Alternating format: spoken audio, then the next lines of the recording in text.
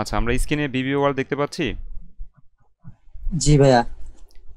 ওকে, আমি আজকে accounting changes and error analysis এই চ্যাপ্টারের ওপর 2 নম্বর ক্লাস নিব। গত ক্লাসে আমরা বেসিক এবং 1 নম্বর অঙ্কটির সমাধান শিখেছিলাম। আজকে আমি প্রবলেম 2 থেকে স্টার্ট করব। তো চলে যাচ্ছি আমাদের আজকের অঙ্কে। আচ্ছা, আমরা স্ক্রিনে প্রবলেম 2 নম্বর অঙ্কটি দেখতে পাচ্ছি।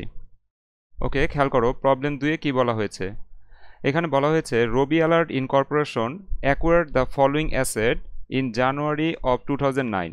2009 সালের জানুয়ারি মাসে রবি অ্যালার্ট ইনকর্পোরেশন নিম্নের অ্যাসেটগুলো অর্জন করেছে। আচ্ছা, নিম্নে আমরা 2টা অ্যাসেট দেখতে পাচ্ছি। প্রথমে ইকুইপমেন্ট দেওয়া আছে। ইকুইপমেন্টের সার্ভিস লাইফ হচ্ছে 5 বছর, মানে ইকুইপমেন্টের মেয়াদ কয় বছর? 5 বছর। সালভেজ ভ্যালু ভগ্নাবশেষ মূল্য দেওয়া আছে 15,000 টাকা, আর এই ইকুইপমেন্টের কস্ট হচ্ছে 4,65,000 টাকা। এরপর দ্বিতীয় অ্যাসেট হচ্ছে বিল্ডিং। বিল্ডিংয়ের সার্ভিস লাইফ 30 ইয়ার্স, মানে 30 ইয়ার্স, 30 বছর। নো সালভেজ ভ্যালু, কোনো ভগ্নাবশেষ মূল্য এখানে নাই, আর এই বিল্ডিংয়ের কস্ট হচ্ছে 7,80,000 টাকা। তাহলে বিষয়টা আমরা কি বুঝতে পারলাম? যে রবি অ্যালার্ট হচ্ছে একটা কোম্পানির নাম। তারা কিছু অ্যাসেট অর্জন করেছে, মানে কিছু অ্যাসেট ক্রয় করেছে, যেমন ইকুইপমেন্ট এবং বিল্ডিং, এই 2টা অ্যাসেট তারা অর্জন করেছে। ইকুইপমেন্টের মেয়াদ কয় বছর? 5 বছর। আর এটার সালভেজ হলো কত? 15,000 টাকা। আর 4,65,000 টাকা হচ্ছে ইকুইপমেন্টের কস্ট। আর বিল্ডিংয়ের সার্ভিস লাইফ 30 ইয়ার্স, অর্থাৎ 30 বছর হচ্ছে বিল্ডিংয়ের service life. No salvage value, কোনো ভগ্নাবশেষ মূল্য নাই। আর 7,80,000 টাকা হচ্ছে এই বিল্ডিংয়ের কি কস্ট। এরপর দেখো নিচে কি বলা হয়েছে, that equipment has been depreciation using the some of year digit method for the first 3 years for financial reporting purpose. আচ্ছা, ফাইন্যান্সিয়াল রিপোর্টিংয়ের জন্য প্রথম 3 বছর ইকুইপমেন্টের অবচয় করা হয়েছে কোন মেথডে? সাম অফ ইয়ার ডিজিট মেথডে। এরপর বলছে ইন 2012 সালে দ্য কোম্পানি ডিসাইডেড, কোম্পানি সিদ্ধান্ত নিয়েছে to change the method, company মেথডটাকে চেঞ্জ করবে। অর্থাৎ তারা সাম অফ ইয়ার ডিজিট মেথডে 3 বছর অবচয় হিসাব করেছে। এখন 2012 সালে এসে তারা কি চাচ্ছে? যে মেথডটাকে তারা চেঞ্জ করবে। শোনো, আগের অঙ্কে অর্থাৎ 1 নম্বর অঙ্কে আমাদের মেথড সুইচ কথাটা বলা ছিল, আর এই অঙ্কে বলা আছে মেথড চেঞ্জ। সুইচ আর চেঞ্জের মধ্যে একটা পার্থক্য আছে। সুইচ বলা মানে হচ্ছে অতীত, বর্তমান, ভবিষ্যৎ সব সময়ের জন্য আমরা একটা মেথড থেকে অন্য মেথডে স্থানান্তরিত হব। মানে 2টা মেথডকে আমরা কম্পেয়ার করি একটা টেবিলের মাধ্যমে। যদি দেখি যে পূর্বের মেথডে অবচয় বেশি দেখানো হয়েছে নতুন মেথডের চেয়ে, তখন আমরা অবচয় কমাই দিয়ে আমরা নতুন মেথডের সাথে সমন্বয় করে নিই। এটা হচ্ছে সুইচ। অর্থাৎ যখনই অঙ্কের মধ্যে সুইচ বলা থাকবে, যে এক মেথড থেকে অন্য মেথডে সুইচ করা হচ্ছে বা স্থানান্তরিত হচ্ছে, তখন তুমি কি করবা? অতীত, বর্তমান, ভবিষ্যৎ সব সময়ের জন্য মেথডটাকে সুইচ করতে হবে। বুঝতে পারছি বিষয়টা? যখন সুইচ বলা থাকবে তখন অতীত, বর্তমান, ভবিষ্যৎ সব সময়ের জন্য আমরা সুইচ করব বা স্থানান্তরিত হব। আমরা তুলনামূলক একটা টেবিল তৈরি করি, যে 2টা মেথডকে আমরা তুলনা করি। যদি দেখি নতুন মেথডের চেয়ে পূর্বের মেথডে অবচয় বেশি দেখানো হয়েছে, তাহলে আমরা জাবেদার মাধ্যমে অবচয়টা কমাই দিই। অর্থাৎ নতুন মেথডের সাথে আমরা অবচয়টাকে অ্যাডজাস্ট করি। এটা কখন করব? যখন সুইচ বলা থাকবে। আর যদি চেঞ্জ বলা থাকে তখন আমরা কি করব? যেই 3 বছর আমরা অবচয় দেখিয়ে ফেলেছি, সেই 3 বছরের অবচয় ঠিক আছে এটা আমরা ধরে নিচ্ছি। সেই 3 বছরের অবচয় বাদ দিলে নতুন করে বুক ভ্যালু পাবো। অ্যাসেটের মূল্য থেকে আমরা 3 বছরের অবচয় যদি বাদ দিই, তাহলে কি পাবো? অ্যাসেটের বুক ভ্যালু পাবো। এই বুক ভ্যালু থেকে আমরা নতুন মেথডে অঙ্ক করব, সেটা হচ্ছে চেঞ্জ। যখনই অঙ্কের মধ্যে মেথড চেঞ্জের কথা বলা থাকবে, তখন আগের যেই 3 বছর তুমি অবচয় দিয়েছো বা অবচয় দেখিয়েছো সেটা সঠিক। তুমি কি করবা? তোমার অ্যাসেটের ভ্যালু থেকে বা অ্যাসেটের কস্ট থেকে 3 বছরের অবচয় বাদ দিবা। ওই আগের নিয়মেই, অর্থাৎ সাম অফ ইয়ার ডিজিট মেথডেই তুমি 3 বছরের অবচয় বাদ দিবা। 3 বছরের অবচয় বাদ দিলে নতুন একটা বুক ভ্যালু পাওয়া যাবে। সেই বুক ভ্যালু থেকে তুমি নতুন মেথড অঙ্ক করবা, সেটা হচ্ছে চেঞ্জ। আচ্ছা, তাহলে 2012 সালে সিদ্ধান্ত নেওয়া হয়েছে আমরা মেথড চেঞ্জ করব of computing depreciation to the straight line method for the equipment. ইকুইপমেন্টের জন্য আমরা কোন মেথডে যাব? স্ট্রেট লাইন মেথডে যাব। অর্থাৎ এতদিন আমরা সাম অফ ইয়ার ডিজিট মেথডে অবচয় দেখিয়েছি। কয় বছর অবচয় দেখিয়েছি সাম অফ ইয়ার ডিজিট মেথডে? 3 বছর সাম অফ ইয়ার ডিজিট মেথডে অবচয় দেখিয়েছি। 2012 সালে এসে আমরা সিদ্ধান্ত নিলাম যে মেথডটাকে চেঞ্জ করব। চেঞ্জ করে কোন মেথডে যাব? স্ট্রেট লাইন মেথডে যাব। আমি আবারও কথাটা রিপিট করছি, যখনই চেঞ্জ করবে বলা হবে তখন তোমরা কি করবা, যে অ্যাসেটের ভ্যালু থেকে বা অ্যাসেটের কস্ট থেকে 3 বছরের অবচয়টা বাদ দিবা। বাদ দিলে বুক ভ্যালু পাওয়া যাবে, সেই বুক ভ্যালুটা দিয়ে তুমি স্ট্রেট লাইন মেথডে অবচয় বের করবা। এটাই হচ্ছে change. Okay, but no change was the made in estimated service life or salvage value. Service life এবং সার্ভিস ভ্যালুতে কোনো চেঞ্জ আসবে না। অর্থাৎ সার্ভিস লাইফ আগে কত ছিল? 5 বছর, এখনও 5 বছরই থাকবে। সার্ভিস ভ্যালু আগে কত ছিল? 15,000 টাকা, এখনও 15,000 টাকাই থাকবে। এখানে কোনো চেঞ্জ আসবে না। এরপর বলছে ইট ওয়াজ অলসো ডিসাইডেড, আরও সিদ্ধান্ত নেওয়া হলো যে, মানে এটা নতুন requirement, to change the total estimated service life of the বিল্ডিংয়ের সার্ভিস লাইফ চেঞ্জ করা হবে ফ্রম 30 ইয়ার্স টু 40 ইয়ার্স। মানে 30 বছর থেকে এখন কত বছরে যাওয়া হবে? 40 বছরে যাওয়া হবে। অর্থাৎ আমরা বলছিলাম যে বিল্ডিংটা আমরা 30 বছর ব্যবহার করব, এটা সার্ভিস লাইফ কত বছর ছিল? 30 বছর। এখন আমরা সিদ্ধান্ত নিছি যে বিল্ডিংয়ের সার্ভিস লাইফ চেঞ্জ করা হবে, 30 বছর থেকে আমরা 40 বছরে উন্নীত করব। অর্থাৎ বিল্ডিংটা আমরা 40 বছর ব্যবহার করব with no change in estimated salvage value. Salvage ভ্যালুতে কোনো চেঞ্জ হবে না। অর্থাৎ আগে সালভেজ ভ্যালু ছিল না, এখনও সালভেজ ভ্যালু থাকবেই না। The building is depreciated on straight line method. বিল্ডিংয়ের অবচয় ধরতে হবে সরলরৈখিক পদ্ধতিতে। রিকোয়ারমেন্ট এতে বলছে prepare journal entry two record depreciation expense for the equipment in 2012। 2012 সালে ইকুইপমেন্টের অবচয়ের জার্নাল রেকর্ড করো। এটা হচ্ছে আমাদের রিকোয়ারমেন্ট 1। ইকুইপমেন্টের অবচয় জার্নাল দিতে হবে কয় সালের? 12 সালের। আর বি নাম্বার রিকোয়ারমেন্টে কি জানতে চাইছে? বি নাম্বার রিকোয়ারমেন্টে বলছে prepare journal entry two record depreciation expense for the building in 2012। 2012 সালে বিল্ডিংয়ের অবচয়ের জাবেদা প্রদান করো। এই দুইটা হচ্ছে আমাদের রিকোয়ারমেন্ট। তো আমাদের প্রথম কাজ হচ্ছে এ নাম্বার রিকোয়ারমেন্টের সমাধান করা। তো আমি এ নাম্বার রিকোয়ারমেন্ট নিয়ে আমি আরেকটু আলোচনা করে দিচ্ছি যাতে তোমাদের বুঝতে সুবিধা হয়। আমাদের এ নাম্বার রিকোয়ারমেন্টে কি বলছে? ইকুইপমেন্টের সার্ভিস লাইফ কয় বছর? ইকুইপমেন্টের সার্ভিস লাইফ হচ্ছে 5 বছর। আচ্ছা, সালভেজ ভ্যালু কত টাকা? 15,000 টাকা। ইকুইপমেন্টের কস্ট কত টাকা? 4,65,000 টাকা। এই তথ্যগুলো অঙ্কে দেওয়া আছে। আবারও বলছি, খেয়াল করো, ইকুইপমেন্টের কস্ট কত টাকা? 4,65,000 টাকা। সালভেজ ভ্যালু কত টাকা? সালভেজ ভ্যালু 15,000 টাকা। মেয়াদ কয় বছর? 5 বছর। আচ্ছা, এরপর ইকুইপমেন্ট সম্পর্কে কি কথা বলছে খেয়াল করো। Equipment has been depreciation using the some of year digit method. আচ্ছা, ইকুইপমেন্টের অবচয় ধরা হতো কোন মেথডে? সাম অফ ইয়ার ডিজিট মেথডে। কত বছরের জন্য? For the first 3 years. প্রথম 3 বছর আমরা সাম অফ ইয়ার ডিজিট মেথডে ইকুইপমেন্টের অবচয় হিসাব করেছি ফর ফাইন্যান্সিয়াল রিপোর্টিং পারপোজ। মানে ফাইন্যান্সিয়াল রিপোর্টিং তৈরি করার জন্য আমরা প্রথম 3 বছর সাম অফ ইয়ার ডিজিট মেথডে অবচয় হিসাব করেছি। কিন্তু 2012 সালে, মানে 3 বছর শেষ হওয়ার পর আর কি, যেমন 9 সালে আমরা ইকুইপমেন্টটা কিনছিলাম, তাহলে 9 সালের অবচয় দিছি, 10 সালের অবচয়ও সাম অফ ইয়ার ডিজিট মেথডে দিছি, এবং 11 সালের অবচয়ও সাম অফ ইয়ার ডিজিট মেথডে দিছি। মানে 3 বছর আমরা সাম অফ ইয়ার ডিজিট মেথডে অবচয় দিছি। কিন্তু 12 সালে, মানে চতুর্থ বছরে এসে কোম্পানি ডিসাইডেড, সিদ্ধান্ত নিছে টু চেঞ্জ দ্য মেথড, মানে মেথড চেঞ্জ করবে। এতদিন কোন মেথডে অবচয় ধরেছিল? সাম অফ ইয়ার ডিজিট মেথডে এতদিন অবচয় ধরেছিল। এখন কোম্পানি কি চাচ্ছে? মেথডটাকে চেঞ্জ করবে। আচ্ছা, মেথডটাকে চেঞ্জ করে কিসে যাবে? To straight line method for the ইকুইপমেন্টের জন্য এখন স্ট্রেট লাইন মেথড ব্যবহার করা হবে। আচ্ছা, এখন বিষয়টা খেয়াল করো, যখনই অঙ্কের মধ্যে চেঞ্জ বলা থাকবে, মানে মেথড চেঞ্জ করা হবে, তখন আমরা কি করব? আগের যে 3 বছর অবচয় দিয়েছি, এই 3 বছর অবচয় দেওয়াটা সঠিক এটা ধরে নিতে হবে। হ্যাঁ, তো আমরা কি করব? এই ইকুইপমেন্টের কস্ট থেকে 3 বছরের অবচয় বাদ দিব। কোন মেথডের? সাম অফ ইয়ার ডিজিট মেথডে যে 3 বছর অবচয় হিসাব করেছি, সেই অবচয়গুলো আমরা বাদ দিব। বাদ দিলে কি পাওয়া যাবে? বুক ভ্যালু পাওয়া যাবে। ওই বুক ভ্যালুর সাহায্যে আমরা নতুন করে স্ট্রেট লাইন মেথডে চলে আসব। মানে বুক ভ্যালু দিয়ে আমরা স্ট্রেট লাইন মেথডের অবচয় নির্ণয় করব এবং সেই অনুযায়ী 12, 13 এই সালগুলোর জার্নাল প্রদান করব স্ট্রেট লাইন মেথডে, মানে নতুন মেথডে।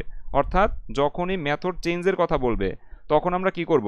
ইকুইপমেন্টের কস্ট থেকে যেই কয় বছর পুরাতন মেথডে অবচয় দিয়েছি সেই অবচয়গুলো বাদ দিব, পাওয়া যাবে বুক ভ্যালু। সেই বুক ভ্যালুর সাহায্যে আমরা নতুন মেথডে অঙ্ক করব। এটা হচ্ছে চেঞ্জ। আচ্ছা, no change was made in estimated service life or salvage value.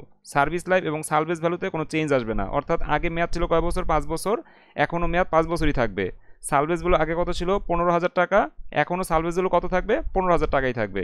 এই দুইটা হিসাব আগের মতোই থাকবে, শুধুমাত্র আমরা মেথডটাকে চেঞ্জ করতেছি। এখন রিকোয়ারমেন্ট এতে বলছে তুমি জার্নাল প্রদান করো ডেপ্রিসিয়েশন এক্সপেন্সের জন্য, হ্যাঁ, ফর 2012, মানে 2012 সালে ইকুইপমেন্টের অবচয়ের জার্নাল প্রদান করো। তো আমরা কি করব? ইকুইপমেন্টের অবচয় জার্নাল প্রদান করব। অবচয় জার্নাল প্রদান করার জন্য আমার কি করতে হবে? যেই কস্টটা আছে সেই কস্ট থেকে আমরা লেস করব কি? এই যে 3 বছরের অবচয়, 3 বছরের অবচয়টা বাদ দিব। 3 বছরের অবচয় বাদ দিলে পাওয়া যাবে কি? বুক ভ্যালু পাওয়া যাবে। আচ্ছা, এই বুক ভ্যালুটা সাহায্যে আমরা স্ট্রেট লাইন মেথডে নতুন করে অবচয় বের করে জার্নাল প্রদান করব। আশা করি বিষয়টি বুঝতে পেরেছ। তো আমি এখন মূল সমাধানে চলে যাচ্ছি। যেহেতু রিকোয়ারমেন্ট এ শুধু ইকুইপমেন্ট নিয়ে, মানে ইকুইপমেন্টের অবচয়ের জার্নাল দিতে হবে, সেহেতু আমি কি করেছি? পুরো অঙ্ক থেকে শুধু ইকুইপমেন্টের তথ্যগুলো বাছাই করে রেখেছি, যাতে আমার কোনো তথ্য দরকার হলে আমি অঙ্ক থেকে নিতে পারি। ঠিক আছে? এখানে কিন্তু বিল্ডিংয়ের কোনো তথ্য নাই, শুধুমাত্র ইকুইপমেন্টের তথ্যগুলো আমি আলাদা করে এখানে রেখে দিয়েছি, যেহেতু আমি এ নাম্বার রিকোয়ারমেন্টের সমাধান করছি। তো এ নাম্বার রিকোয়ারমেন্টে কী করতে হবে?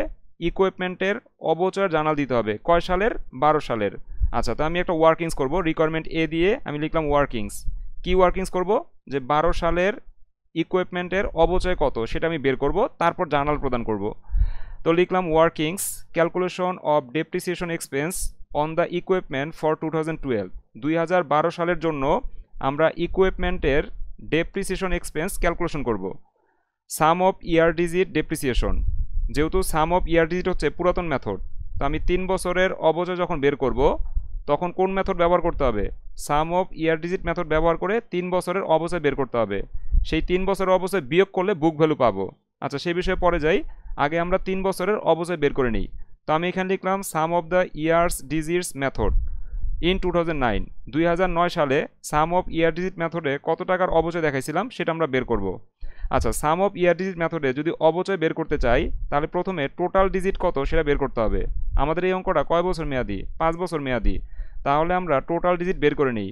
5, 4, 3, 2, 1, এখানে যোগ করলে 15 হয়। এটা হচ্ছে টোটাল ডিজিট। আচ্ছা, তো 2009 সালে ইকুইপমেন্টের মেয়াদ কয় বছর ছিল? 5 বছর ছিল। তাহলে আমরা 5কে 15 দিয়ে ভাগ করব, মানে টোটাল ডিজিট দিয়ে ভাগ করব। তার সাথে গুণ করব 4,50,000 টাকা। কেন 4,50,000 টাকা গুণ করব? এই যে 4,65,000 থেকে সালভেজ ভ্যালুটা বিয়োগ করবা, তাহলে 4,50,000 টাকা আসে। তো আমরা 4,50,000 টাকা গুণ করব। গুণ করলে এখানে কত টাকা আসে একজন বলো? 2009 সালে ইকুইপমেন্টের মেয়াদ আছে 5 বছর, সেই 5 বছরকে টোটাল ডিজিট দিয়ে ভাগ করব, মানে 15 দিয়ে ভাগ করব। আর গুণ করব কি? সালভেজ ভ্যালু বাদ দেওয়ার পর যেই দামটা সেটা আমরা গুণ করব। তাহলে এখানে 9 সালের অবচয় পেয়ে যাব। কত আসে 9 সালের অবচয়? 1,50,000 টাকা। ওকে, এরপর 2010 সালের অবচয় কীভাবে বের করব? যেহেতু 1 বছর শেষ, সেহেতু 5 থেকে 1 মাইনাস করে দাও, তাহলে এখানে হবে 4 বছর, মানে ইকুইপমেন্টের আর 4 বছর মেয়াদ বাকি আছে। আমরা যদি 10 সালে এসে দাঁড়াই তাহলে আমরা কি জানতে পারতেছি? যে ইকুইপমেন্টের মেয়াদ আছে 4 বছর, মানে 1 বছর আমরা ব্যবহার করে ফেলছি, আর মেয়াদ আছে 4 বছর। তাহলে এই 4কে আমরা 15 দিয়ে ভাগ করব আর 4,50,000 দিয়ে গুণ করব। তাহলে কত আসে ক্যালকুলেশন করে আমাকে বলো। 1,20,000। 1,20,000। তারপর 2011 সালে ইকুইপমেন্টের মেয়াদ আছে আর 3 বছর বাকি, কারণ 2 বছর অলরেডি ব্যবহার করা হয়েছে। 2011 সালে এসে আমরা দেখতে পাচ্ছি ইকুইপমেন্টের 3 বছর মেয়াদ বাকি আছে। 3 বছরকে টোটাল ডিজিট 15 দিয়ে ভাগ করো আর 4,50,000 টাকা গুণ করো, তাহলে এখানে কত আসে? 90,000। কত? 90,000। 90,000। সবগুলো যোগ করো, তাহলে অবচয়ের যোগফলটা পেয়ে যাব। আমি যে 3 বছর অবচয় দেখাইছি, প্রথম 3 বছর সাম অফ ইয়ার ডিজিট মেথডে যে অবচয়টা দেখাইছি সেই অবচয়ের যোগফলটা পেয়ে যাব। কত আসে এই যোগফল? 1,60,000। 3,60,000 টাকা। যোগফলটা ক্লোজ করে দিব। আচ্ছা, এখন আমাদের কাজ হচ্ছে বুক ভ্যালু নির্ণয় করা, কারণ বুক ভ্যালু নির্ণয় না করলে আমি 12 সালের ইকুইপমেন্টের অবচয় কত সেটা বের করতে পারবো না। তো বুক ভ্যালু কীভাবে বের করবো খেয়াল করো। কস্ট অফ ইকুইপমেন্ট, ইকুইপমেন্টের কস্ট কত টাকা? ইকুইপমেন্টের কস্ট হচ্ছে 4,65,000 টাকা। তার থেকে লেস করবা অ্যাকুমুলেটেড ডেপ্রিসিয়েশন। এই যে এটা হচ্ছে অ্যাকুমুলেটেড ডেপ্রিসিয়েশন যেটা আমরা বের করেছি, এটার নাম কি? অ্যাকুমুলেটেড ডেপ্রিসিয়েশন, যেহেতু 3 বছরের অবচয়ের যোগফল এখানে। তাহলে পুঞ্জীবিত অবচয় কত? 3,60,000 টাকা। বিয়োগ করলে আমরা বুক ভ্যালু পেয়ে যাব। বুক ভ্যালু কত আসে? 1,05,000 টাকা। ক্লোজ করে দাও। আচ্ছা, বুক ভ্যালু বের করার পর আমাদের কাজ কি? এখন আমাদের নতুন মেথডের কাজ শুরু হবে। এই বুক ভ্যালুটা কয় বছর ব্যবহার করা যাবে? যেহেতু মোট মেয়াদ ছিল 5 বছর আর 3 বছর শেষ, হ্যাঁ এই যে 3 বছর কিন্তু আমরা সাম অফ ইয়ার ডিজিটে অবচয় দেখাইছি, তার মানে ইকুইপমেন্টটা 3 বছর ব্যবহার করা হয়ে গেছে। আর বাকি আছে কয় বছর? 2 বছর মেয়াদ বাকি আছে। 2 বছর মেয়াদ বাকি আছে। তাহলে এই যে বুক ভ্যালুটা আমরা পাইলাম 1,05,000 টাকা, এই 1,05,000 টাকার বুক ভ্যালু আমরা কয় বছর ব্যবহার করতে পারবো? আর 2 বছর ব্যবহার করতে পারবো, মানে ইকুইপমেন্টটা আর 2 বছর ব্যবহার করা যাবে। তো আমরা ডেপ্রিসিয়েশন বের করব কোন মেথডে? যেহেতু আমরা চেঞ্জ করতেছি মেথড, হ্যাঁ সাম অফ ইয়ার ডিজিট মেথড থেকে আমরা চেঞ্জ হয়ে কোন মেথডে আসতেছি? স্ট্রেট লাইন মেথডে আসতেছি। তো 3 বছর তো আমরা সাম অফ ইয়ার ডিজিটে অবচয় দেখাইছি, হ্যাঁ 3,60,000 টাকা। তো আমাদের ইকুইপমেন্টের মূল দাম হচ্ছে 4,65,000 টাকা, তার থেকে 3,60,000 মানে সাম অফ ইয়ার ডিজিটের 3 বছরের যোগফল বাদ দিলে, অবচয়ের যোগফল বাদ দিলে ইকুইপমেন্টের বুক ভ্যালু পাওয়া যায় 1,05,000 টাকা। এখন এই 1,05,000 টাকা আমরা 2 বছর ব্যবহার করব আর অবচয় দেখাইতে হবে নতুন মেথডে, অর্থাৎ স্ট্রেট লাইন মেথডে।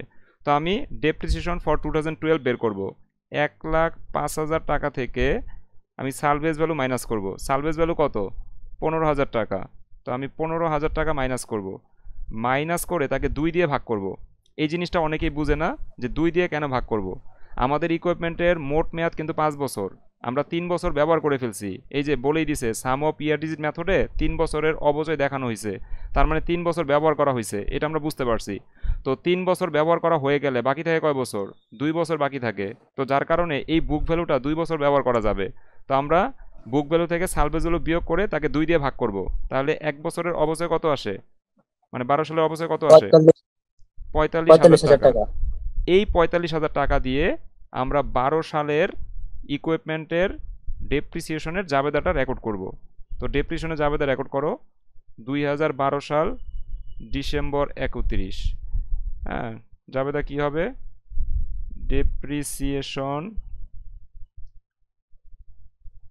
Depreciation expense. আচ্ছা, আমার এখানে জায়গা নাই, আমি শর্টে লিখছি, তোমরা পরীক্ষায় ফুল নেমটা লিখবা। ডেপ্রিসিয়েশন এক্সপেন্স, এটা কি? Equipment. Depreciation expense debit accumulated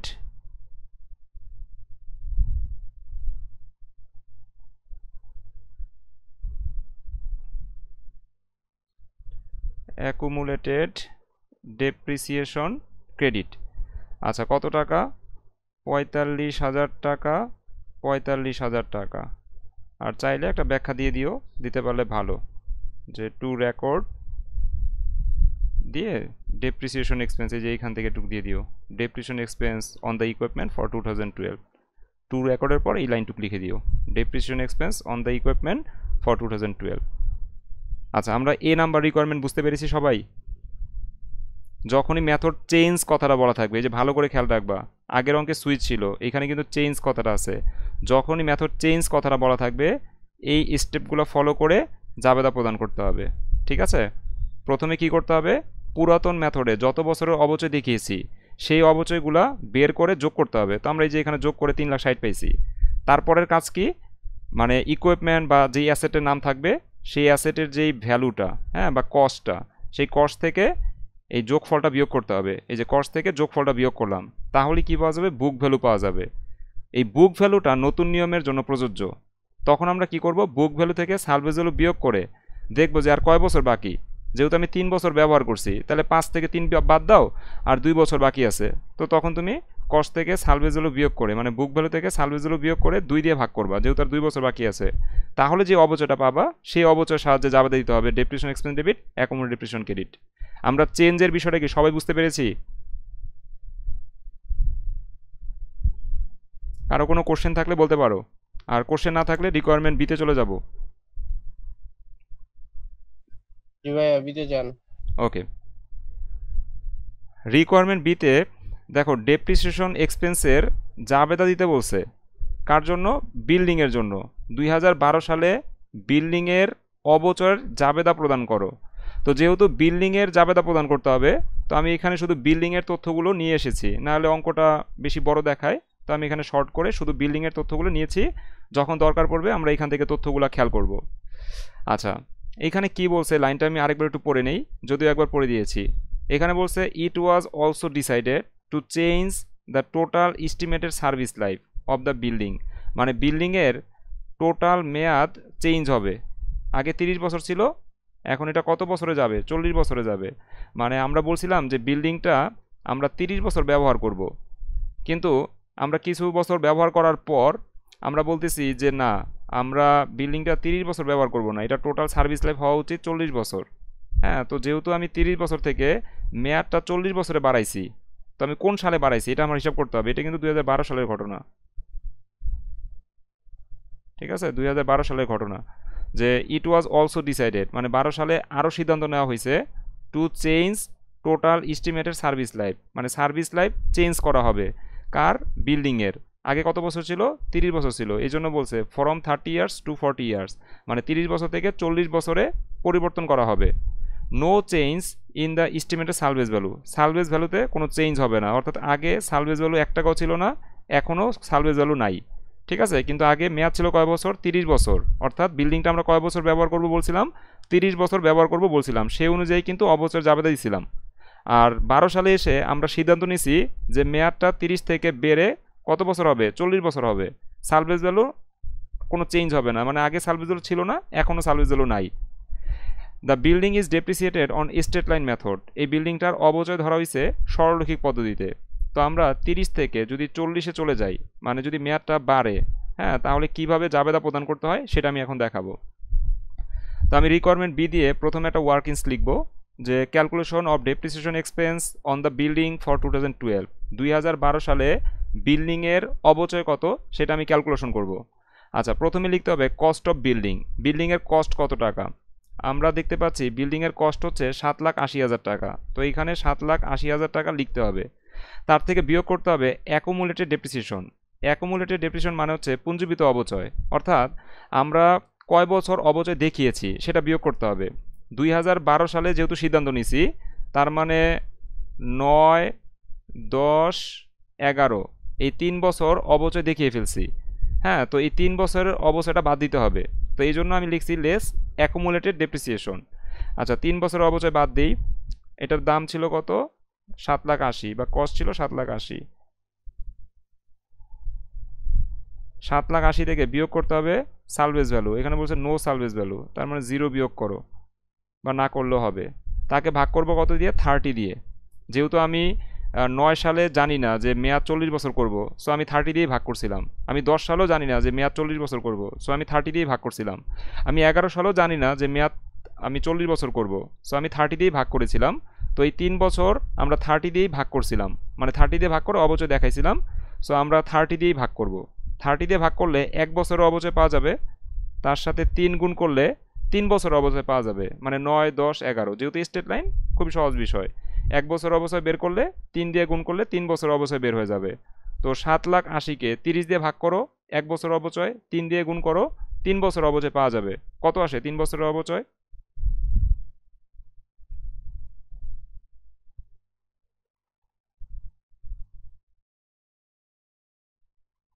একজন বলো ক্যালকুলেশন করে কত আসে? 78,000 টাকা ভাইয়া, 3 আচ্ছা, বছরের। 7,80,000 থেকে 78,000 টাকা বিয়োগ করলে 7,02,000 টাকা হয়। এটা হচ্ছে বুক ভ্যালু, ঠিক আছে? এই যে লিখে দিছি বুক ভ্যালু 1/1/2012, হ্যাঁ, বা তুমি লিখতে পারো 31/12/2011। তো 31/12 লিখলে ভেজাল হবে, তুমি এমনি লেখো যে বুক ভ্যালু 1/1/2012। আচ্ছা, তাহলে বুক ভ্যালু পাইলাম কত? 7,02,000 টাকা। আচ্ছা, এই বুক ভ্যালুটা আমরা কত বছর ব্যবহার করব? হ্যাঁ, এই বুক ভ্যালুটা আমরা 37 বছর ব্যবহার করব। কিভাবে বুঝলাম 37 বছর ব্যবহার করব? কারণ এখন কিন্তু ইকুইপমেন্টের মেয়াদ 40 বছর। আমরা কিন্তু 12 সালে এসে জেনে গেছি যে ইকুইপমেন্টটা কয় বছর ব্যবহার করা হবে, 40 বছর, সরি বিল্ডিংটা কয় বছর ব্যবহার করা হবে, 40 বছর ব্যবহার করা হবে। তো যেহেতু 3 বছর শেষ, তাহলে 40 থেকে 3 মাইনাস করো, তাহলে বিল্ডিংয়ের মেয়াদ বাকি আছে কয় বছর? আরও 37 বছর মেয়াদ বাকি আছে। তুমি যদি এই 7,02,000-কে 37 বছর দিয়ে ভাগ করো, তাহলে 1 বছর অবচয় পাবা। সেই অবচয়ের সাহায্যেই তোমাকে জার্নাল এন্ট্রি প্রদান করতে হবে। তো আমি এখানে 12 সালের অবচয় বের করব। কিভাবে বের করব?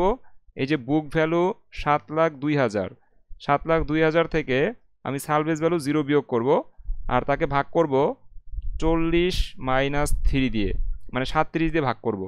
ভাগ করলে দেখো তো ডেপ্রিসিয়েশন কত আসে এক এক বছরের। 7,02,000-কে 37 দিয়ে ভাগ করো, তাহলে দেখো অবচয় কত আসে। 18,972.97 18,972.97 18,973 লিখে দিচ্ছি।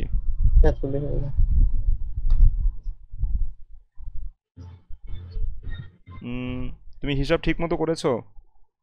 হ্যাঁ হ্যাঁ ঠিক আছে, 18,973 ঠিক আছে। এখন আমরা জাবেদা প্রদান করব। তো আমি এখানে লিখছি 2012 ডিসেম্বর 31।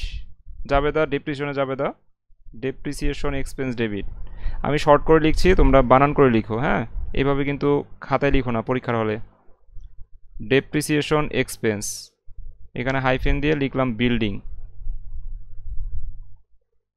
ডেবিট হবে কত? 18,973। আর ক্রেডিট হবে কি? Accumulated depreciation 18,973। এটা ব্যাখ্যা দিয়ে দিও, দিতে পারলে ভালো, না দিলেও অনেক টিচার কিছু মনে করে না, তবে দিয়ে দিতে পারলে ভালো আর কি। টু রেকর্ডের পর এই যে এই অংশটুকু লিখে দিও, two record depreciation expense on the building for 2012 লিখে দিয়ে ব্যাখ্যাটা ক্লোজ করে দিবা। আচ্ছা, আমরা রিকোয়ারমেন্ট বি বুঝতে পেরেছি না সবাই? এই টাইপের অঙ্ক কিন্তু হোমওয়ার্ক থাকবে যে আমাদের মেয়াদ ছিল 30 বছর, আমরা 30 থেকে 40-এ চলে যাচ্ছি। হ্যাঁ, তখন নিয়মটা কি যে বিল্ডিং বা ইকুইপমেন্ট যেটাই থাকুক না কেন, হ্যাঁ, তার যে মূল দামটা, হ্যাঁ, সেই দাম থেকে কি করবা, আমাদের আগের বছরগুলোতে আমরা যে অবচয়গুলো দিয়েছিলাম সেই অবচয় যোগ করে সেটা বিয়োগ করতে হবে। বিয়োগ করলে বুক ভ্যালু পাওয়া যাবে। এখন এই বুক ভ্যালুকে কত দিয়ে ভাগ করতে হবে, এটি হচ্ছে মেইন বিষয়। তো দেখবা যে নতুন বছরটা বেশি না কম। হ্যাঁ, যদি বেশি হয় তাহলে এই বেশি থেকে আমরা যেই বছরটা ইউজ করেছি, যে 3 বছর ইউজ করেছি, সেই 3টা বিয়োগ করে দিব। যদি কম হয় সেম নিয়ম, ওই অ্যামাউন্টটা থেকে, মানে 40-এর জায়গায় যদি এখানে 20 হইতো, তাহলে এই 20 বছর থেকে আমরা কি করতাম, 3 বছর বিয়োগ করতাম, মানে 17 দিয়ে ভাগ করে দিতাম। এটি হচ্ছে বেসিক নিয়ম। তো আমাদের অবচয় পেয়ে গেলে depreciation expense debit, accumulated depreciation credit, এই জাবেদাটা প্রদান করে দিব, আর নিচে ছোট করে একটা ব্যাখ্যা লিখে দিব। তো আশা করি সবাই 2 নম্বর অঙ্কটি বুঝতে পেরেছো। চলে যাচ্ছি আমাদের পরবর্তী অঙ্কে, অর্থাৎ 3 নম্বর অঙ্কে।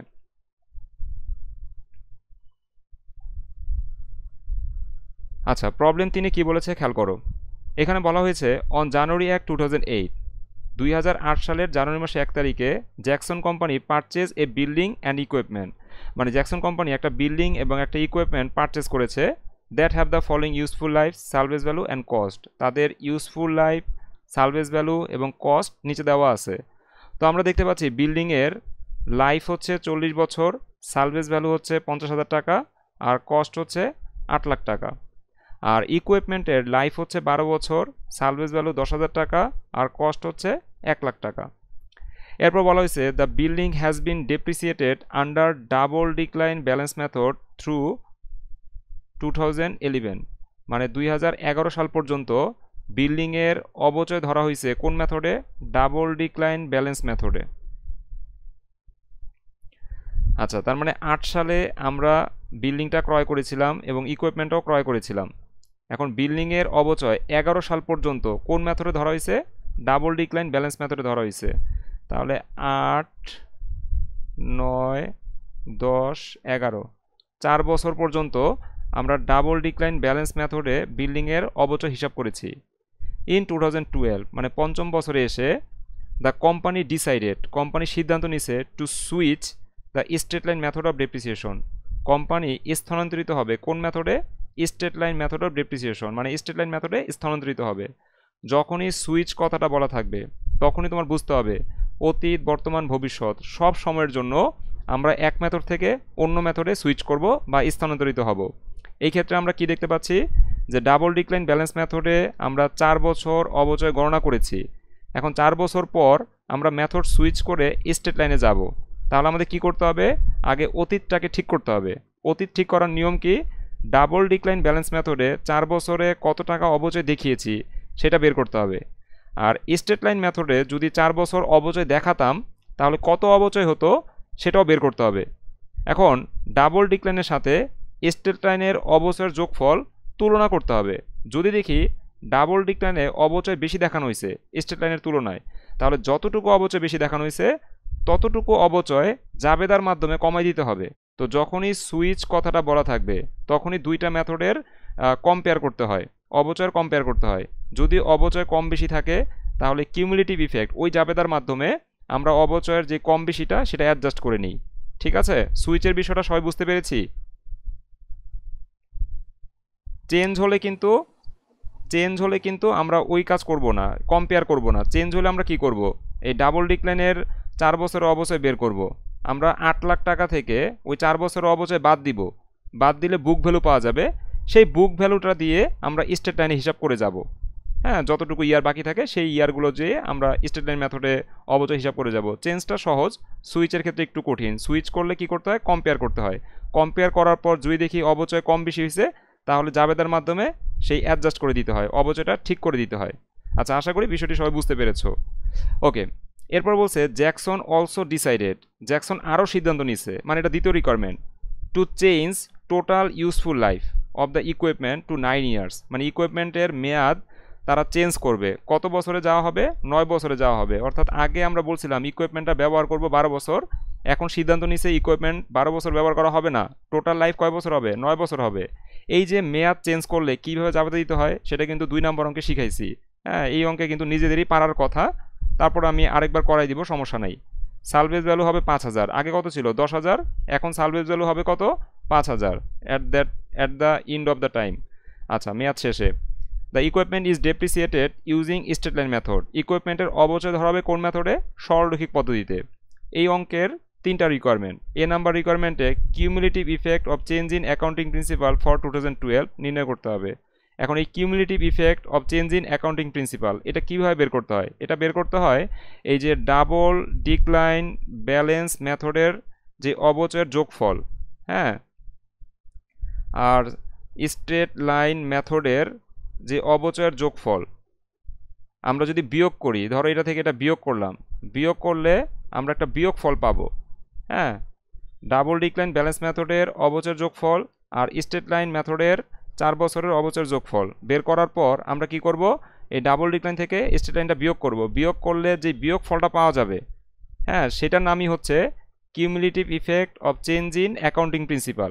কারণ এই অংশটা দিয়েই, মানে এই অ্যামাউন্টটা দিয়েই, মানে এই বিয়োগ ফলটা দিয়েই কিন্তু কিউমুলেটিভ ইফেক্টের জাবেদা দিতে হয়। তো এখানে জাবেদা চায় নাই, শুধু চাইছে cumulative effect of change in accounting principle for 2012, মানে ক্রমযোজিত প্রভাবের অ্যামাউন্টটা কত সেটা আমাদের নির্ণয় করতে হবে। তো আমরা ওই তুলনা করার পর বিয়োগ করলেই আমরা ক্রমযোজিত প্রভাবটা কত সেটা আমরা পেয়ে যাব। সেটা হচ্ছে রিকোয়ারমেন্ট এ। আচ্ছা, রিকোয়ারমেন্ট এ করার পর আমরা রিকোয়ারমেন্ট বি এর সমাধান করব। বিতে কি বলছে, prepare journal entry necessary to record the change made in 2012, মানে 2012 সালে যে চেঞ্জ হয়েছে। চেঞ্জ বলতে আমরা কি বুঝি, আমরা যে মেথড চেঞ্জ করছি, হ্যাঁ, মানে মেথড সুইচের কারণে যে একটা পরিবর্তন আসছে সেই পরিবর্তনের জন্য জাবেদা প্রদান করতে হবে। আমরা 2012 সালে মেথড সুইচ করেছিলাম, সুইচ করার ফলে কি হিসাবে একটা পরিবর্তন আসছে, সেই জন্য একটা জাবেদা প্রদান করব, মানে কিউমুলেটিভ ইফেক্টের যে জাবেদাটা সেই জাবেদাটা প্রদান করতে হবে। আচ্ছা, তো রিকোয়ারমেন্ট এতে কিউমুলেটিভ ইফেক্টের অ্যামাউন্ট কত সেই অ্যামাউন্টটা বের করব। রিকোয়ারমেন্ট বিতে কি করতে হবে, এই অ্যামাউন্টের সাহায্যে আমরা একটা জাবেদা প্রদান করব। আর রিকোয়ারমেন্ট সিতে কি জানতে চাইছে, রিকোয়ারমেন্ট সিতে শুধু জানতে চাইছে compute depreciation expense on the equipment for 2012, 2012 সালে ইকুইপমেন্টের অবচয় কত সেটা তুমি কম্পিউট করো, কোনো জার্নাল চায় নাই। 2012 সালে ইকুইপমেন্টের অবচয়ের পরিমাণটা কত হবে সেটা নির্ণয় করতে হবে। তো এটা আমরা নির্ণয় করে দেখাবো। তো আমরা কি অঙ্কটা বুঝতে পেরেছি না? ভাইয়া ওকে, চলে যাচ্ছি মূল সমাধানে। আচ্ছা, আমরা প্রবলেম 3-এর রিকোয়ারমেন্ট এর সমাধান করব এখন। আচ্ছা, আমি রিকোয়ারমেন্ট এর জন্য যতটুকু ইনফরমেশন লাগবে সেই তথ্যগুলো এখানে নিয়ে এসেছি, সম্পূর্ণ অঙ্কটা কিন্তু এখানে নেই, ঠিক আছে? আমরা রিকোয়ারমেন্ট এতে কী নির্ণয় করব? Cumulative effect of change in accounting principle for 2012, অর্থাৎ 2012 সালে ক্রমযোজিত প্রভাব নির্ণয় করব। অর্থাৎ বিল্ডিংয়ের অবচয় আমরা কোন মেথডে হিসাব করতাম? এতদিন হিসাব করতাম ডাবল ডিক্লাইন ব্যালেন্স মেথডে। আচ্ছা, এখন আমরা সুইচ করতেছি। সুইচ করে কোন মেথডে যাব? সুইচ করে আমরা স্ট্রেট লাইন মেথডে যাব। তো যখনই মেথড সুইচ করা হয় তখনই কিউমুলেটিভ ইফেক্ট চলে আসে। তো আমাদের এই এ নাম্বার রিকোয়ারমেন্টে কিউমুলেটিভ ইফেক্ট নির্ণয় করতে হবে। অর্থাৎ ডাবল ডিক্লাইন ব্যালেন্স মেথড থেকে আমরা সুইচ করে স্ট্রেট লাইন মেথডে যাচ্ছি। তো এইখানে কিউমুলেটিভ ইফেক্ট আছে কি না সেটা আমাকে নির্ণয় করতে বলছে। তো আমি কিউমুলেটিভ ইফেক্ট নির্ণয় করার জন্য একটা টেবিল তৈরি করেছি, সবাই খেয়াল করো। রিকোয়ারমেন্ট এ দিয়ে লিখলাম calculation of cumulative effect of change in accounting principal. আচ্ছা, আমরা এখন ক্রমযোজিত প্রভাব নির্ণয় করব। তো টেবিল তৈরি করেছি, এক পাশে ডাবল ডিক্লাইন ব্যালেন্স মেথডের ডেপ্রিসিয়েশনগুলো বের করব, আরেক পাশে স্ট্রেট লাইন মেথডের ডেপ্রিসিয়েশনগুলো বের করব। ওকে, আমাদের এই অঙ্কে অ্যাসেট ক্রয় করা হয়েছিল কয় সালে? 2008 সালে। আচ্ছা, তাহলে 2008 সাল দিয়ে শুরু হবে, 2008, 9, 10। আচ্ছা, এখানে 4 বছর হিসাব আসবে, তো আমি এখানে 2011 লিখে নিলাম, এখানেও 2011 লিখে নিলাম। ওকে, খেয়াল করো অবচয় কীভাবে বের করতে হবে। ডাবল ডিক্লাইন ব্যালেন্স মেথডে যখন আমরা অবচয় নির্ণয় করব প্রথমেই একটা রেট নির্ণয় করতে হবে। তো আমি একটা স্টার দিয়ে লিখলাম rate of depreciation on double declining balance method. Double declining balance মেথডে আমরা ডেপ্রিসিয়েশনের হার বের করব, কারণ আমরা জানি যে ডাবল ডিক্লাইনিং ব্যালেন্স মেথডে যদি অবচয় বের করতে চাই তাহলে কি করতে হয়? প্রথমে অবচয়ের হার বের করতে হয়, সেই অবচয়ের হারের সাহায্যেই আমরা অবচয় নির্ণয় করে থাকি। আচ্ছা, অবচয়ের হার বের করার নিয়ম কি? অবচয়ের হার বের করার নিয়ম হচ্ছে 1কে ভাগ করতে হবে এস্টিমেটেড লাইফ দিয়ে। বিল্ডিংয়ের মেয়াদ কয় বছর? 40 বছর। তাহলে 1কে 40 দিয়ে ভাগ করতে হবে আর গুণ করতে হবে 2। তাহলে এখানে কত আসে? 1কে 40 দিয়ে ভাগ করো, যেই রেজাল্টটা আসবে তার সাথে 2 গুণ করো, 0.05 আসে মনে হয়। তারপর একটু ক্যালকুলেশন করে বলো। জি ভাই, জি 0.05। ভাইয়া ঠিক আছে। ওকে, এখন আমরা ডাবল ডিক্লাইনিং ব্যালেন্স মেথডে অবচয়ের হার নির্ণয় করব। খেয়াল করে দেখো বিল্ডিংয়ের দাম কত টাকা আছে এখানে? বিল্ডিংয়ের দাম আছে 8 লাখ টাকা। তাহলে 8 তুমি লক্ষ। 8 লাখ টাকা প্রথমে লিখবা, ঠিক আছে? এই সালভেজ ভ্যালু এটা হিসাবে আসবে না, তুমি এই 8 লাখ টাকা মানে যে মূল দামটা আছে সেই মূল দামটা লিখবা। এখন এই মূল দাম থেকে বিয়োগ করতে হবে পূর্ববর্তী বছরের অবচয়। এখন 8 সালে যেহেতু আমরা বিল্ডিংটা ক্রয় করেছি তার পূর্বে তো অবচয় থাকার কোনো কথা না, তো আমরা 0 বিয়োগ করব। আচ্ছা, 0 বিয়োগ করার পর বা 0 টাকা বিয়োগ করব, ঠিক আছে? বিয়োগ করার পর আমরা এখানে গুণ করব এই যে অবচয়ের হারটা, অর্থাৎ 0.05 আমরা গুণ করব। এখানে একটা স্টার দিয়ে রাখলাম। তাহলে কত টাকা আসে? 40,000। 40,000। ওকে, এরপরে 9 সালে আমরা ডাবল ডিক্লাইনিং ব্যালেন্স মেথডে কীভাবে অবচয় বের করব? খেয়াল করো, 8 লাখ টাকা থেকে আমরা বিয়োগ করব পূর্ববর্তী বছরগুলোর অবচয়। আচ্ছা, পূর্ববর্তী বছরের অবচয় আছে একটা, তাহলে 40,000 টাকা বিয়োগ করব।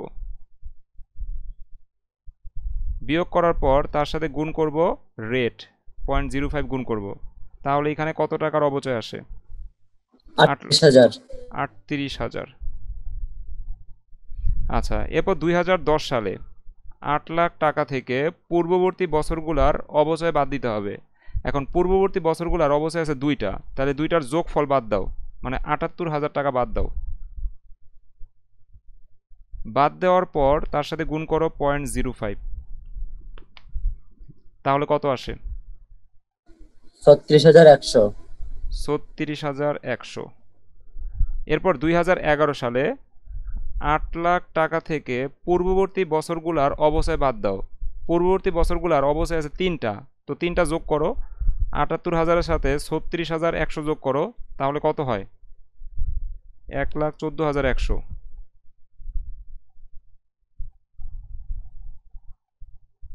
তার সাথে রেটটা গুণ করে দাও, 8 লাখ টাকা থেকে 1,14,100 টাকা বিয়োগ করে তার সাথে 0.05 গুণ করো, তাহলে কত আসে? 34,295। 34,295। আচ্ছা, এখন এই সবগুলো অবচয় যোগ করতে হবে। আমার এখানে যোগফল লেখার জায়গা নাই, তারপরেও লিখে দিচ্ছি, বুঝে নিও। সবগুলো অ্যামাউন্ট যোগ করলে কত পাওয়া যায়? 1,48,395। 1,48,395, তারপরে ক্লোজিং টেনে দিবা। ওকে, ভাইয়া এখানে আগের বছর অবচয়গুলো কেন বাদ দিলাম? আগের বছরের অবচয়গুলো কেন বাদ দিলাম? কারণ আমরা তুলনা করব, যখনই মেথড সুইচ করা হবে, এই যে মেথড যখন সুইচ করা হবে তখন অতীত না বর্তমান। ভাইয়া, আগে ওই যে 1 নম্বর অঙ্ক যখন করছিলাম তখন ওইটা অবশ্য অন্য মেথডে ছিল, সাম অফ ইয়ার ডিজিট ছিল, কিন্তু এটা কি ডাবল ডিক্লাইনের জন্য কি? না না, কি বলছো? এই যে 40,000 কেন বাদ ভাইয়া ওই দিয়েছি? যে 2009 এর মধ্যে 40,000 টাকা কেন আবার বাদ দিলাম? জি ভাইয়া। আচ্ছা, বুঝতে পেরেছি। ডাবল ডিক্লাইন ব্যালেন্স মেথডে যখন অঙ্ক করবা তখন ওই মূল অ্যামাউন্ট থেকে পূর্ববর্তী বছরগুলোর অবচয় বাদ দিতে হবে, তার সাথে রেট গুণ করতে হবে। এটা হচ্ছে মূল আচ্ছা, নিয়ম। এটা অনলি ডাবল ডিক্লাইনের জন্য? হ্যাঁ হ্যাঁ জি, ডাবল ডিক্লাইন মেথডে এইভাবেই হচ্ছে অবচয় নির্ণয় করতে হয়। আচ্ছা, আমরা ডাবল ডিক্লাইন ব্যালেন্স মেথডের অবচয় যোগ করেছি, 1,48,395 এসেছে। এখন আমরা স্ট্রেট লাইন মেথডের অবচয় নির্ণয় করব। তো স্ট্রেট লাইন মেথডের অবচয় বের করার জন্য আমি নিচে 2টা স্টার দিয়ে লিখলাম স্ট্রেট লাইন ডেপ্রিসিয়েশন। আচ্ছা, এটার দাম কত? বিল্ডিংয়ের দাম হচ্ছে 40 লাখ, সরি, বিল্ডিংয়ের দাম হচ্ছে 8 লাখ টাকা। তাহলে এখানে তুমি 8 লাখ টাকা লেখো, তার থেকে বিয়োগ করতে হবে সালভেজ ভ্যালু, 50,000 টাকা বিয়োগ করো। তাকে ভাগ করতে হবে সার্ভিস লাইফ দিয়ে। লাইফ কয় বছর? 40 বছর। তাহলে 40 দিয়ে ভাগ করো, তাহলে প্রতি বছরের অবচয় কত আসে? 18,750। 18,750। ওকে, তাহলে আমরা এখানে লিখব 18,750। এখানে 2টা স্টার দিয়ে রাখো, বাকিগুলো লিখে রাখো 18,750, 18,750, 18,750। সবগুলো যোগ করলে আমরা স্ট্রেট লাইন মেথডের অবচয় যোগফলটা পেয়ে যাব। এখানে অবচয় যোগফল আসে 75,000 টাকা।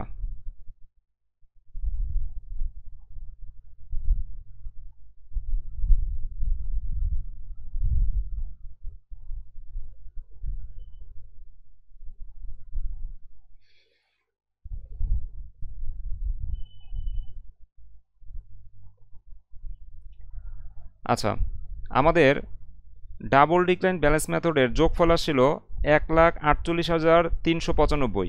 মানে আমরা 4 বছরে 1,48,395 টাকার অবচয় দেখিয়েছি। আর স্ট্রেট লাইন মেথডে আমরা দেখতে পাচ্ছি যে 4 বছরে যদি অবচয় দেখাইতাম তাহলে 75,000 টাকার অবচয় দেখানো হতো। ডাবল ডিক্লাইনে আমরা অনেক বেশি অবচয় দেখিয়ে ফেলেছি। বিয়োগ করলে আমরা যে ডিফারেন্সটা পাবো সেটাই হচ্ছে cumulative effect of change in accounting principal. মানে আমরা মেথড চেঞ্জ করার কারণে ক্রমযোজিত প্রভাব পড়বে অঙ্কে, সেটা আমরা বিয়োগ করলে পেয়ে যাব। তা আমি এখানে বিয়োগ করে দেখাচ্ছি। ডাবল ডিক্লাইনের যোগফল ছিল 1,48,395। তার থেকে বিয়োগ করতে হবে স্ট্রেট লাইনের অবচয়ের যোগফল, অর্থাৎ 75,000 টাকা বিয়োগ করতে হবে। তাহলে আমরা কত টাকা ডিফারেন্স পাচ্ছি? 73,395 টাকা ডিফারেন্স পাচ্ছি। এটা হচ্ছে cumulative effect of change in accounting principal, 73,395 টাকা। রিকোয়ারমেন্ট 1 সবাই বুঝতে পেরেছি? জি ভাইয়া। ওকে, এখন আমরা রিকোয়ারমেন্ট বি এর সমাধান করব। রিকোয়ারমেন্ট বিতে জার্নাল দিতে বলেছিল, হ্যাঁ, যে বলছে প্রিপেয়ার জার্নাল এন্ট্রি নেসেসারি, যদি প্রয়োজন হয় জার্নাল এন্ট্রি প্রদান করো two record the change made in 2012। মানে 2012 সালে যে পরিবর্তন হয়েছে, মানে আমরা মেথড সুইচ করছি না, সেই পরিবর্তনটাকে বোঝাচ্ছে। এই চেঞ্জ দেখে আবার কিন্তু মেথড চেঞ্জ বুঝো না, মেথড কিন্তু সুইচই হয়েছে। আর রিকোয়ারমেন্ট বিতে কি বলছে? জার্নাল এন্ট্রি প্রদান করো যদি প্রয়োজন হয়। তো আমরা দেখতে পাচ্ছি ডিফারেন্স আছে, সো জার্নাল প্রয়োজন, তো জার্নাল তো দিতেই হবে। টু রেকর্ড মানে জার্নালটা রেকর্ড করতে হবে দ্য চেঞ্জ মেড ইন 2012, মানে 2012 সালে যে পরিবর্তনটা হয়েছে। পরিবর্তন বলতে সুইচ হয়েছিল না, মেথড সুইচ হয়েছিল, হ্যাঁ সেই সুইচটাকে বোঝাচ্ছে। 2012 সালে যে মেথড সুইচ হয়েছে সেই সুইচের জন্য তুমি জার্নাল এন্ট্রি প্রদান করো। তো জার্নাল এন্ট্রি কি? জার্নাল এন্ট্রিটা হচ্ছে আমরা দেখতে পাইছি যে ডাবল ডিক্লাইন ব্যালেন্স মেথডে আমাদের অবচয় দেখানো হয়েছিল কত টাকা? আমাদের অবচয় দেখানো হয়েছিল 1,48,395 টাকার অবচয় দেখানো হয়েছিল।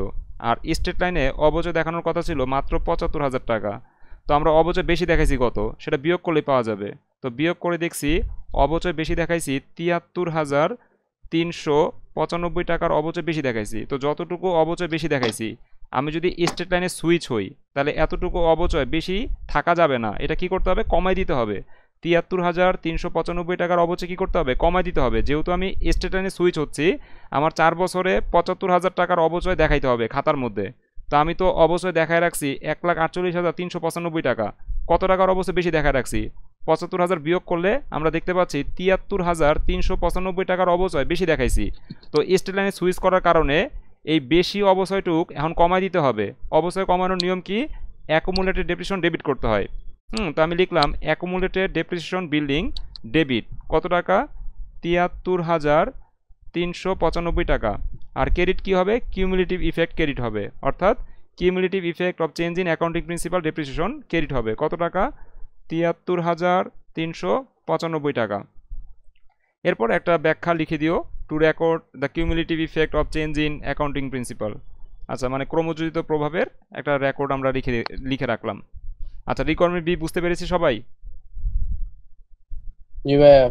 আচ্ছা, এখন আমরা রিকোয়ারমেন্ট সি তে চলে যাচ্ছি। রিকোয়ারমেন্ট সি তে কি হয়েছে খেয়াল করো।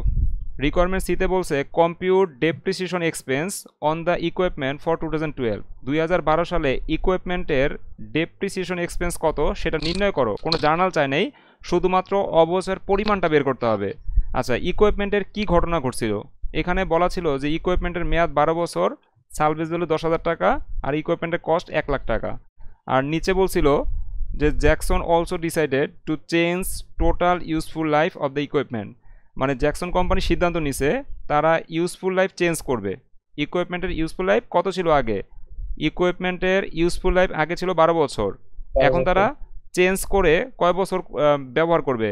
বলতেছে যে 2 9 ইয়ার্স, মানে 12 বছর চেঞ্জ হয়ে এটা 9 বছর হবে। ইকুইপমেন্টের মেয়াদ কয় বছর হবে? 9 বছর হবে। সালভেজ ভ্যালু কত হবে? 5,000 টাকা হবে। আর আগে সালভেজ ভ্যালু ছিল 10,000। আগেরগুলো ভুলে যাও। নতুন করে বলতেছে যে ইকুইপমেন্টের মেয়াদ হবে 9 বছর। মানে এটা কোন সালে বলতেছে? এটা বলতেছে 2012 সালে। ঠিক আছে, 2012 সালে বলতেছে যে ইকুইপমেন্টের মেয়াদ হবে 9 বছর, সালভেজ ভ্যালু হবে 5,000 টাকা। আচ্ছা, ইকুইপমেন্টের অবচয় ধরা হয়েছে কোন মেথডে? স্টেট লাইন মেথডে। এখন এই যে আমরা ইকুইপমেন্টের সার্ভিস লাইফ চেঞ্জ করলাম, সালভেজ ভ্যালু চেঞ্জ করলাম, এই জন্য নতুন বছরে মানে 2012 সালে ইকুইপমেন্টের অবচয়ের পরিমাণটা কত সেটা তোমাকে নির্ণয় করে দেখাইতে হবে। তো আমি সেই পরিমাণটাই এখন নির্ণয় করে দেখাচ্ছি। রিকোয়ারমেন্ট সি দিয়ে লিখলাম calculation of depreciation expense on the equipment for 2012। মানে যা বের করতে বলছে সেটাই লিখেছি, calculation of depreciation expense on the equipment for 2012। আচ্ছা, প্রথম কাজ হচ্ছে কস্ট অফ ইকুইপমেন্ট। ইকুইপমেন্টের কস্ট কত সেটা লিখতে হবে। ইকুইপমেন্টের কস্ট হচ্ছে 1 লাখ টাকা। তো আমি এখানে লিখলাম 1 লাখ টাকা। 1 লাখ টাকা থেকে অ্যাকুমুলেটেড ডেপ্রিসিয়েশন বিয়োগ করলে বুক ভ্যালু পাওয়া যাবে। তো প্রথমে বুক ভ্যালুটা নির্ণয় করো। আচ্ছা, লেস করতে হবে অ্যাকুমুলেটেড ডেপ্রিসিয়েশন। ইকুইপমেন্টের দাম কত? 1 লাখ টাকা। তো প্রথমে তুমি 1 লাখ টাকা লেখো, তার থেকে বিয়োগ করতে হবে কি? সালভেজ ভ্যালু কত? 10,000 টাকা। তাকে ভাগ করবা কত দিয়ে? 12 বছর দিয়ে ভাগ করবা। আচ্ছা, 12 দিয়ে ভাগ করলে 1 বছরের অবচয় পাওয়া যাবে। এখন গুণ করতে হবে এই নিয়মে তুমি কয় বছর হিসাব করছো। আচ্ছা, আমরা 8 সালের হিসাব করছি, তখনও জানতাম যে 12 বছর ব্যবহার করব, সো 12 দিয়ে কিন্তু ভাগ করছিলাম। যখন 9 সালে ইকুইপমেন্টের অবচয় বের করছি তখনও কিন্তু জানি না যে মেয়াদ চেঞ্জ হবে। হ্যাঁ, তখন আমরা এটা জানি না, এটা জানছি 12 সালে। তো 12 সালে আগে কিন্তু আমরা জানতাম না যে মেয়াদ চেঞ্জ হবে, যার কারণে 9 সালে যখন অবচয় হিসাব করছি তখনও 10,000 টাকা সালভেজগুলো বাদ দিয়েছিলাম আর 12 দিয়েই ভাগ করছিলাম। আচ্ছা, 10 সালে যখন অবচয় বের করছি তখনও 10,000 টাকার সালভেজগুলো বাদ দিয়েছিলাম এবং 12 দিয়েই ভাগ করছিলাম। 11 সালেও যখন অবচয় বের করছি তখনও 10,000 টাকার সালভেজগুলো বিয়োগ করছি এবং 12 দিয়েই ভাগ করছিলাম। মানে 4 বছর আমি যখন ইকুইপমেন্টের অবচয় বের করছি তখন কিন্তু 10,000 টাকার সালভেজগুলো বিয়োগ করছি আর 12 দিয়েই ভাগ করছিলাম। তাহলে অবচয়টা বের হয়েছিল।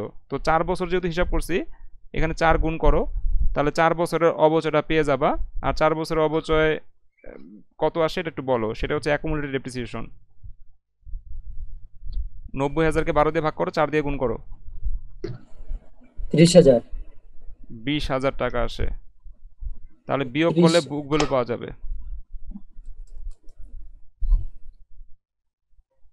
80,000 টাকা হচ্ছে বুক ভ্যালু। এখন এই 80,000 টাকা কয় বছর ব্যবহার করব সেটা কেউ বলতে পারবো আমাকে?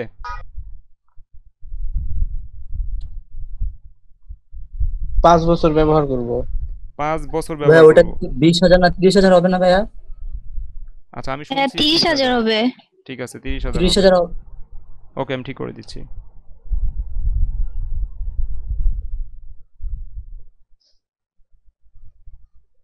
আচ্ছা, এই 70,000 টাকার বুক ভ্যালুটা আমরা কয় বছর ব্যবহার করব? কে যেন বলছিল, অ্যান্সার দিছিলা? এবার 5 বছর বলছিলাম। 5 বছর বলছিলা। কিভাবে 5 বছর? 4 বছর তো ব্যবহার করছি, আর যেহেতু মেয়াদকাল 9 বছর, তাহলে আমরা 4 বছরের অবচয় আগে বের করছি, আর বাকি আছে 5 বছর। হ্যাঁ হ্যাঁ, ঠিক আছে। আমরা এই 4 বছর ব্যবহার করে ফেলেছি। এই যে 8, 9, 10, 11, 4 বছর ব্যবহার করে ফেলেছি। তো আমি কিন্তু 12 বছর কেটে আমি কিন্তু ইকুইপমেন্টের মেয়াদ বলছি নতুন করে 9 বছর, যে এটার মেয়াদ হচ্ছে 9 বছর। তো 9 থেকে 4 বছর ব্যবহার হয়ে গেছে, বাদ দাও। 4 বছর বাদ দিলে ইকুইপমেন্টের মেয়াদ থাকে কয় বছর? আর 5 বছর মেয়াদ বাকি আছে। তো আমরা এই যে বুক ভ্যালুটা পাইলাম, এই বুক ভ্যালুটা মেয়াদ হচ্ছে কয় বছর? 5 বছর। তো আমরা কি করব? 70,000 টাকা থেকে সালভেজ হলো বিয়োগ করতে হবে। 10,000 বাদ দিব না 5,000 বাদ দিব? 5,000। 5,000 বাদ দিব, ঠিক আছে। তাকে ভাগ করতে হবে 9 বিয়োগ 4, মানে 5 দিয়ে ভাগ করবা। তাহলে অবচয় কত আসে? 13,000। 13,000 টাকা। কোনো জার্নাল দিতে হবে? কোনো জার্নাল দিতে হবে না, কারণ না না, জার্নাল জার্নাল তো চাইনি। চাই নাই। হ্যাঁ, বলছে শুধু ডেপ্রিসিয়েশন এক্সপেন্সটা বের করতে হবে। আর যদি জার্নাল চাইতো তাহলে কি জার্নাল হইতো বলো তো? 1200। যদি জার্নাল চাইতো, শুধু অবচয় depreciation জার্নালটা কি? হ্যাঁ, depreciation expense debit accumulated depreciations building হ্যাঁ ক্রেডিট। ঠিক আছে, যদি জার্নাল চাইতো তাহলে আমরা জার্নালটা প্রদান করতাম কি? Depreciation expense debit accumulated depreciation credit. কত টাকা? 13,000 টাকা, 13,000 টাকা। আচ্ছা, যে দুইটা অঙ্ক করিয়েছি খুবই খুবই ইম্পর্টেন্ট অঙ্ক, বলতে পারো এই শীটের অন্যতম ইম্পর্টেন্ট দুইটা অঙ্ক করাইলাম আজকে।